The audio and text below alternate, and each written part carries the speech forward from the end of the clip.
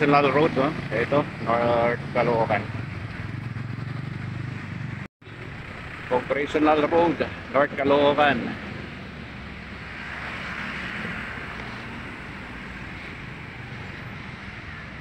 Ayan, papunta ng Novaliches yan mga kamasa.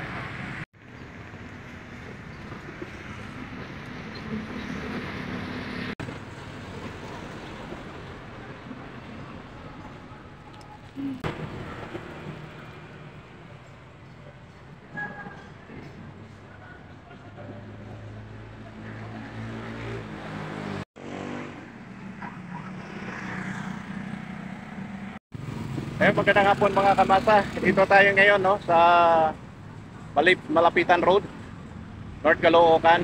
Ito, nagbabike tayo ngayon muna. Kasi hindi tayo makapag-bike sa umaga. Ito, hapon na tayo, medyo mag-ensayo muna tayo sa pag-bike. Dito tayo ngayon sa lugar nitong Malapitan Road.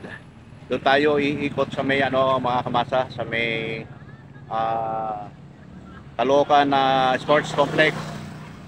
Pakikita ko sa inyo mga kamasa yung Caloocan Sports Complex.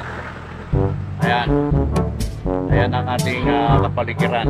Ayan. Marami ng mga fast food dito sa lugar nitong Malapitan Road, no? Ito yung bagong gawang kalsada mula nung umupo yung aming mayor na Malapitan.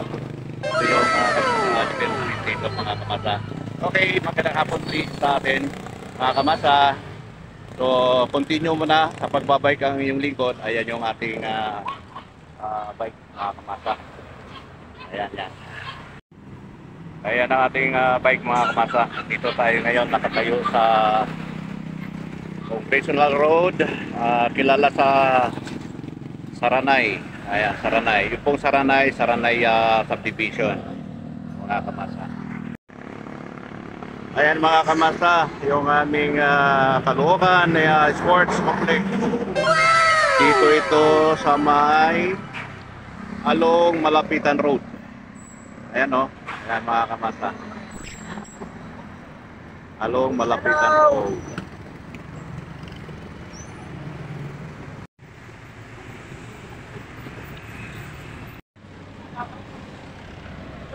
Ayan mga kamasa, dito tayo ngayon o.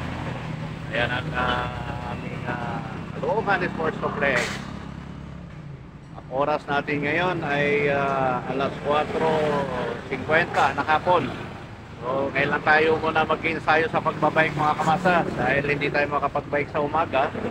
At nag-attend tayo ng ating anak sa kanyang work. Dito muna tayo. At itong nakapader na kulay blue mga kamasa, yan yung bagong tinatayong Super SM ng North Caloocan. Ayun, Super SM. Kaya ito, napakalaking SM sa lahat ng SM. Nandito sa North Caloocan ng Super SM. Ayan o, ayan. Dito tayo sa gilid niya nakatayo sa kinoconstruct na Super SM North Caloocan. So, ayan mga kamasa, tumawid tayo dito sa kabilang kalye. Ayan o, para makita natin yung kabuuan ng ginagawang SM dito sa North Caloocan. Ayan, ang kinoconstruct pa lang sa kasalukuyan. Yung Super SM. O, malaki yan kamasa. By next year, mag-o-open na yung aming SM dito sa North Caloocan.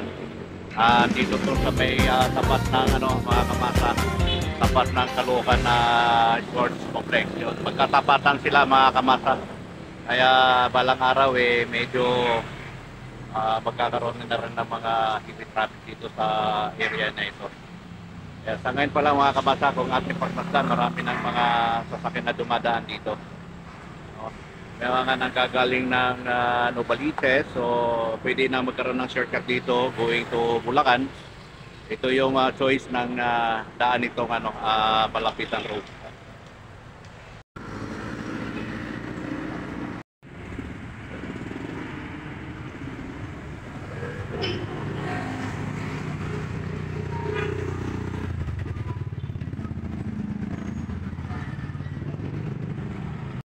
Kaya pauwi na tayo mga kamasa.